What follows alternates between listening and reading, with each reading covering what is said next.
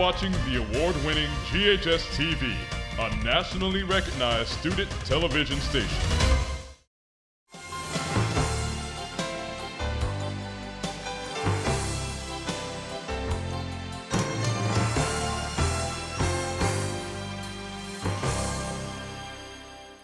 Welcome to Let's Talk Business. My name is Kelly Bolton, and thank you for tuning in as we have the distinct pleasure of hosting our community's foremost leaders, entrepreneurs, and civic heroes. We're thrilled to have with us today Dr. Marcia Bowden Marche. She's co-chair of the Women's Foundation of Greater Memphis Board as our guest today.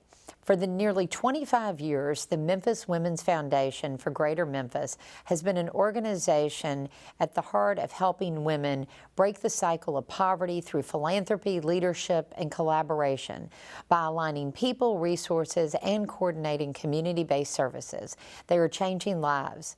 So please join me today as I welcome Dr. Marche to our virtual showroom as she shares with us about this amazing organization. Thank you so much, Dr. Marche, for being with us today. Wow, what a wonderful organization. And I'm sorry we're doing this virtually, but in this world of COVID, we're all learning to adapt to new things, so we appreciate that. First of all, can you tell me about the women, for those people that don't know, I know about the Women's Foundation, but can you tell our audience about the Women's Foundation of Greater Memphis? I would be delighted to, and our board president, Ruby Bright, would have loved to be here with you today, but I'm going to stay in her stead. Foundation, really, I think the most important thing to say about it is that it is a change agent. We want to encourage philanthropy. We want to encourage or foster leadership among women. We want to give women and children the opportunity to have access to things that are going to change their lives in the most positive way, and also make the city of Memphis overall better. We have community partners that we work through, and you said so many of the things that we really do on a regular basis: job education, job training, feeding the community. But just the most important thing is that we're trying to enhance the lives of women and children in Memphis. Well, thank you for doing that. As a female myself, I think it's just a wonderful thing, and even if I wasn't, I would still be supportive of any work we're doing to enhance the lives of women and children. And you know, the children are the future of our city and this country and the world. So I think it's important. Tell me a little bit about your journey with the Women's Foundation. Well, actually, my journey, I'm not a native Memphian. My journey actually started in Washington, D.C., where my mother was one of the founders of the Women's Foundation in Washington, D.C. Really? And one of the responsibilities for our family is that you had a responsibility to take care of the community. She was recognized by George Bush for her community service. So I had big shoes to fill. Wow, big shoes, yes. Big shoes to fill. And my first interaction with the Women's Foundation actually was a sponsor. They were doing a health challenge for the city of Memphis. And so I, along with 100 of my patients, joined in that health challenge. And so my vision for myself was to continue to be a sponsor, and that would be my connection to the foundation. But you know Ruby, yes. When she meets you, she has a different vision for who you are and what you should do with the foundation. And I became a board member.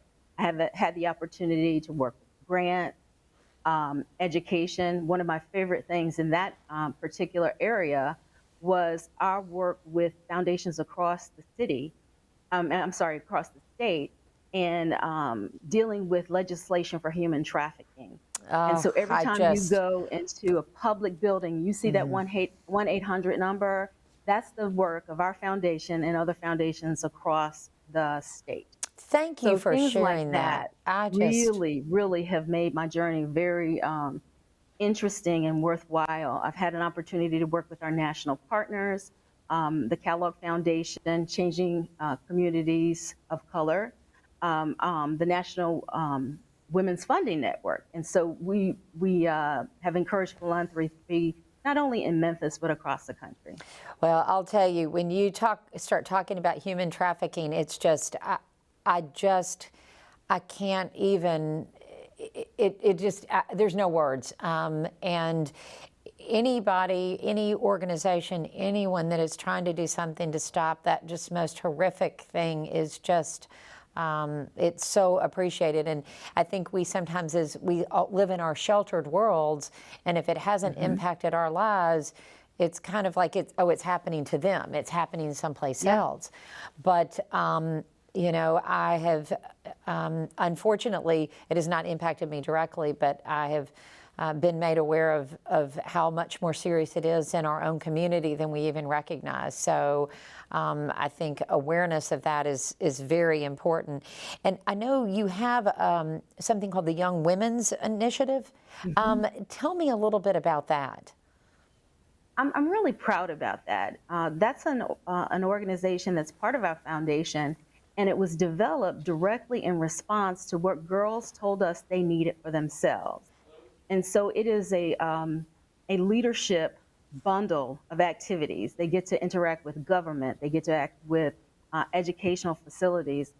We are part of a collective, and they have traveled to Washington, D.C. There have been excellent speakers. We've won some awards. But the most important thing is that it is developing leadership in these young women. And we're starting at 9 to 12 years old. Oh, so, wonderful. Yeah, the impact is really, really important at that age when you have so many things that are impacting you negatively. Isn't we're that the really truth? Excited about that.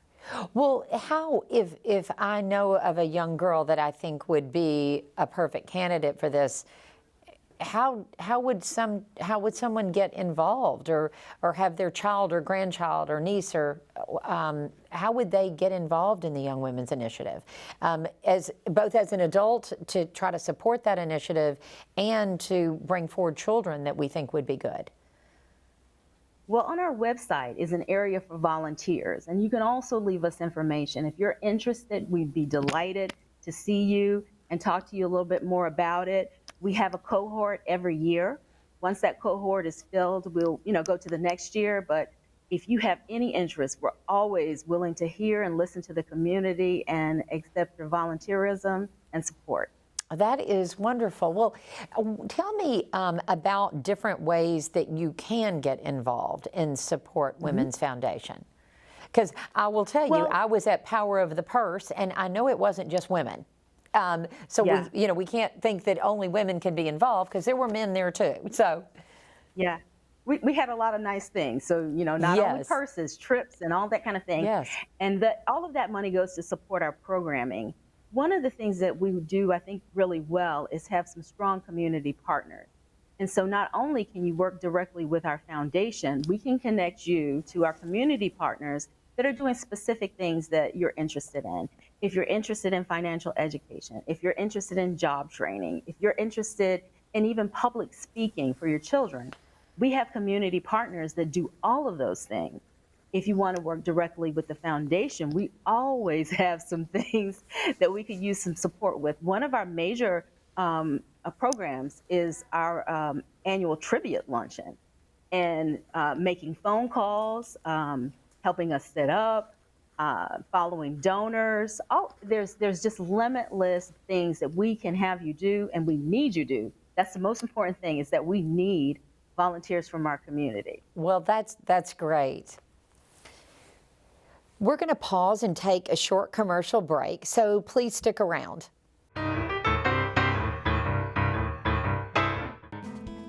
Art is really an expression of the self.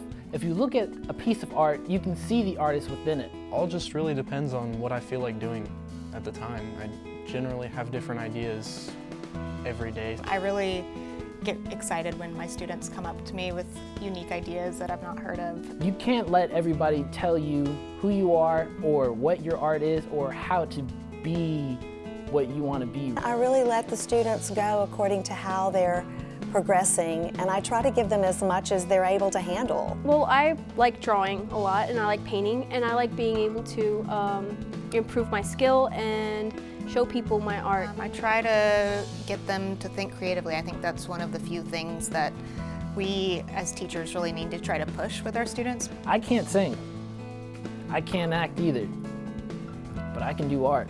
So that's why I chose art. For more information about the Kappa program, visit ghskappa.com or call 755-7775. You're watching the award-winning GHS-TV, a nationally recognized student television station. Welcome back to Let's Talk Business. If you're just tuning in, I'm Kelly Bolton, and today we've had the distinct pleasure of talking with Dr. Marcia Bowden Marche. She's co-chair of the Memphis Women's Foundation, and as our guest, she's been sharing with us the tremendous impact the foundation is making in our community. So thank you so much for staying with us. There's so much to talk about. Tell me a little bit about some of the events that you do. I mentioned Power of the Purse, and you said that that was helped with some of the programming.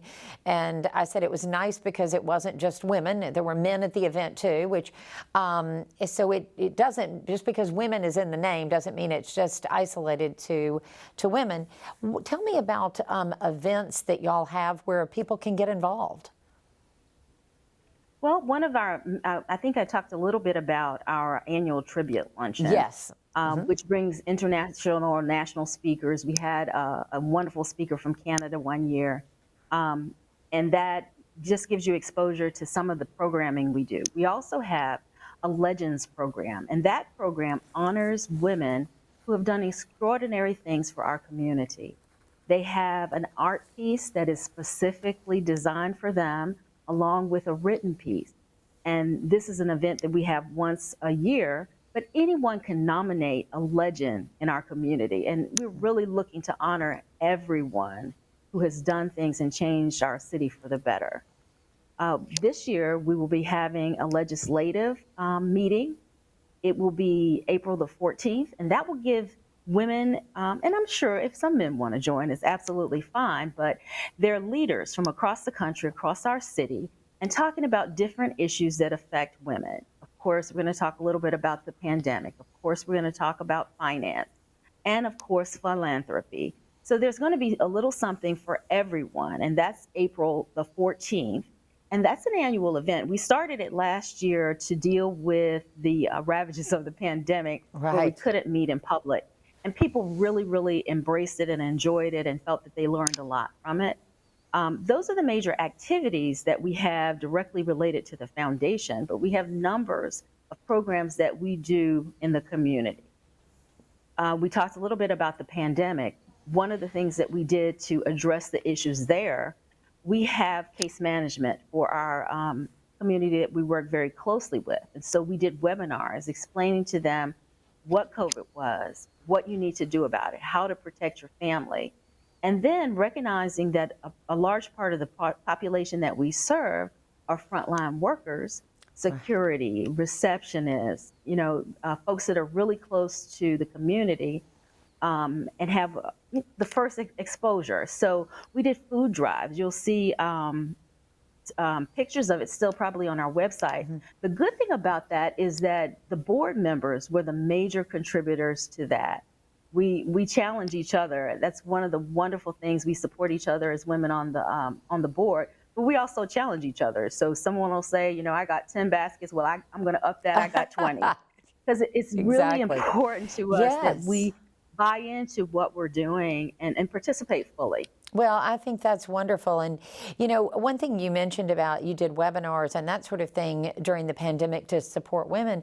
But what about those that are definitely less privileged that might not have had access to a computer or to a terminal or even at work? I mean, some of the things I've been involved in, I've found that some of the things we take for granted, whether it might be having electricity or having internet access or a computer, sometimes it's hard to reach a certain population of people because they don't have some of those privileges. So how, during the pandemic and at other times, are you guys able to get there and reach those people and help serve them? I think that one of the major things that happened during the pandemic is that we saw the disparities in healthcare and access and broadband. And so we have reached out and gotten a grant to improve broadband in the area that we are working in, 38126. Very good. We also good. provided, with a partner, laptops to some of the students that did not have access to them. And our community partners really work very closely with the community, trying to bridge those gaps. That is wonderful. You know, we don't think about until it impacts us, and you know, whether it's me when I'm working remotely and my internet goes out and I think, oh, I have no internet for 5 minutes, and you know, I've had heart palpitations, and we've got people that have not had access, and just something as simple, and not that it is simple to make it happen, but to increase the broadband in a certain area, to increase internet access, and to give laptops to those kids that were at home not able to go to school. I mean, that's life-changing. That's a difference maker, and I think that's phenomenal that y'all have been able to do that. Well, and I know you mentioned in the very beginning you getting involved in how Ruby, who I adore, got her claws into you and said, we want her, and pulled you in, and you brought 100 patients with you. What type of medicine do you personally practice? I'm an internist, so I do adult medicine, anybody from 16. I think our oldest patient is actually 103. Wonderful. Yes. Well, you're obviously doing a really good job. Mobile. Yeah. And I had to wrest her keys out of her hand a couple years ago. She was still driving at 100. Well, you're doing a good job. Maybe all our viewers need to use you as their doctor. If you're getting people to 103 and they're still wanting to drive, that's pretty amazing. Yeah. Well, and you know, obviously, I ask you this because obviously you're a busy woman. You have a practice of people that are depending on you for their medical care, and you know, you found time in your schedule when many people say, I just can't find the time, I'm so busy. You still found time to dedicate to a cause, so it must mean a lot to you. It does. It really, really does. You have the opportunity to help people or to be the person that needs help.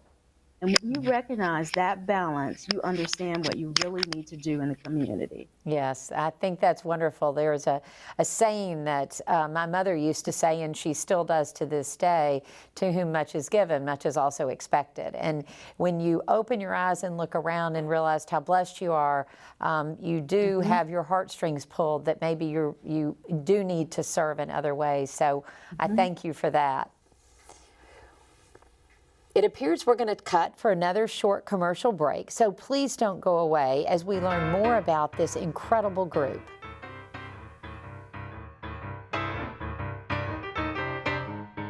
GHS-TV started in 1982, and it was just a couple of cameras, a couple of on-air personality, and it's really grown into what you see today. It's a multi-million-dollar studio with top-of-the-line technology. Being able to operate, all of the machinery in the control room, being able to use all of our software and hardware that we have around the studio is a great skill because this is top-of-the-line equipment. I feel like this class has brightened my horizon. It's something that I never thought I would be doing, especially as a student. GHS-TV is probably one of the most hands-on experiences a student will ever get in their lifetime. Welcome back to Crosstalk.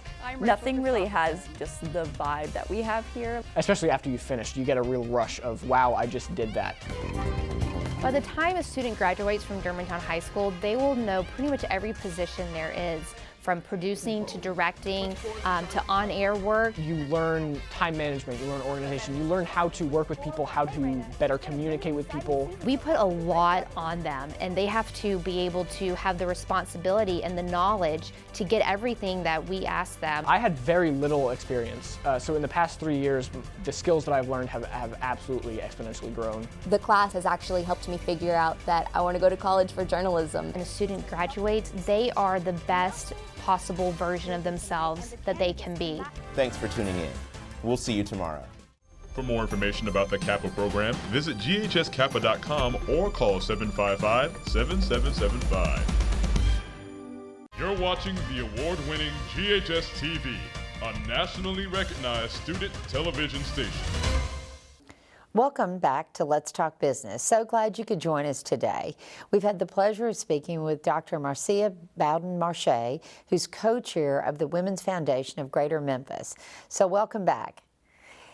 Thank you so much for sharing this. I know before we took a break, we were talking about, obviously, you're a very busy woman with a medical practice, and you've found that through your own experiences with your mother in Washington, with the Women's Foundation, and quite an honor to be recognized by President Bush, you found yourself in Memphis and finding time in your busy schedule to make it happen and to give back. And how long have you been in Memphis, Dr. Marche? I have been in Memphis 21 years, so I'm calling myself an honorary Memphian. Yes, well, I'll go ahead and tell you, you are a Memphian. 21 years, we're going to give you Memphian. And at what point did you get involved with the foundation? Was it 21 years ago, or was it been more recently? Actually, it was 21 years ago. 21 years. Almost, I would say probably, yeah, it was almost 21 years ago. We looked at the T-shirt from that walkathon in Healthy Memphis. Yes. That's about 20 years old. Yeah. Then that's amazing. Well, let me ask you this. So you've been around with the foundation for 21 years. You've seen the needs of the Memphis community and the women and children in this community evolve. Have we made progress? Are we further behind than we were before? And if so, what do you think is the reason for that? I think we definitely had progress, over these last few years. One of the things that we wanted to do is to decrease poverty by a certain percentage by 2020. That was our last slogan, and the things that we were working in 38126. We saw a phenomenal increase in jobs. We saw a phenomenal increase in the amount of education. We saw an increase in home ownership. We saw better grades for the students there. So I think that we made some phenomenal progress. There still is just so much to do. And like I said before, the pandemic really showed that there is a disparity in everything, healthcare, education, and it did definitely drop us back a little bit. We talked a little bit about broadband and access. Well, the children who did not have access, they fell a little bit behind. Right. One of the teachers in the school said that their scores plummeted. And so in that respect, we have so much to do. But I think that we can be proud of the work that we have accomplished and just keep building from there. And one of the things that we're doing is expanding our reach to neighborhoods that are surrounding 38126. That's wonderful. Well, that's one thing. When you look around and you still see so much need, you wonder, are we making a dent in this? Is it changing? And it's good to know we are. And I do feel like, as you do, I've seen, a setback with the pandemic, and your heart breaks for those children that did lose a year or two of their lives. And then I know now with the school systems, with COVID and people being out for various reasons, there's a need for teachers. I mean, we just have such a huge need, and there's so many ways and places to serve. When we talk about the difference that you've made in lives for women and children, could you just, and I don't want to put you on the spot here, but maybe you can think of any examples of some stories where maybe the lives have changed for a woman and her children, or a couple of stories. I don't know if there's anything, give an example to our viewers of the type of work we're doing in real life. When we look at the HUD grant and being able to change the housing from foot homes to Legends Park, all of those changes that we've made in housing, it depends on your attitude and your ability to succeed, really depends on your environment. And so as a great big part of the picture, we've improved the living conditions of so many people who we've worked with. There are so many people who've actually gotten their GED and were able to get a job. They were able to qualify for housing. And so when you move somebody from being at home to work, and then make them be able to afford housing, that's a tremendous difference. And that didn't happen just for one person. There were several people that did that. Then making sure that women understand their ability to earn. There were women who were doing what we would call a side hustle and making income from it, helping them understand how to run a business and making that side hustle into a business to help you support your family. Those kinds of things I think are the most impactful. That's true, because sometimes we're our own worst enemy when it comes to setting limitations for ourselves. We don't know what we can achieve because we haven't been exposed to it, or we don't know how to get the resources, which is one thing I was going to ask you, because I have found, whether it's veteran services for women, we as a community have so many places to go for resources, yet it's so confusing where to go to start. So if there is a woman and children in need, where do they start? Because a lot of times they don't even know what resources are available, so people get caught in, for lack of a better word, in the system. They get caught because they just think this is all that they can have, whether it is food stamps, or to be living in HUD housing, or to have a job where you're not being treated fairly and you're not earning livable wages. But they don't know how to get out of it, and they don't know who to call, and you call an 800 number you find, and you run into a dead end. And I had an experience recently where I was trying to assist, and I ran into a dead end, and during COVID, it's even harder. So what do you recommend if somebody recognizes a need or has a need? What should be the first phone call they make? Well, I think one of the things that's important is the communities that we have worked with, we've had case management. And so it was a requirement that you did these classes, that you connected, and you had an avenue to reach out and correct the problems that you were having. It is difficult. It's difficult to find a specific foundation or agency that you're supposed to work with. Give us a call. Perhaps we can help. We have a wonderful website, and like I said, there was an area where you can volunteer, but there's also a part where you can ask questions. We work with some wonderful grantee partners, and so we would be able to direct you to partners who take care of housing issues and discrimination issues and hunger, food desert issues. So we have a really big reach because we have such wonderful partners in the community. Well, that's a great way to wrap up our show, to give people a resource like that. And I personally cannot thank you enough for the work that you're doing for our community, for the gift of your time. That's so selfless of you to be able to do that. And thank you for taking time to be on our show. I really appreciate it. It's an absolute honor. And all of us are Memphis, so we all have the same requirement.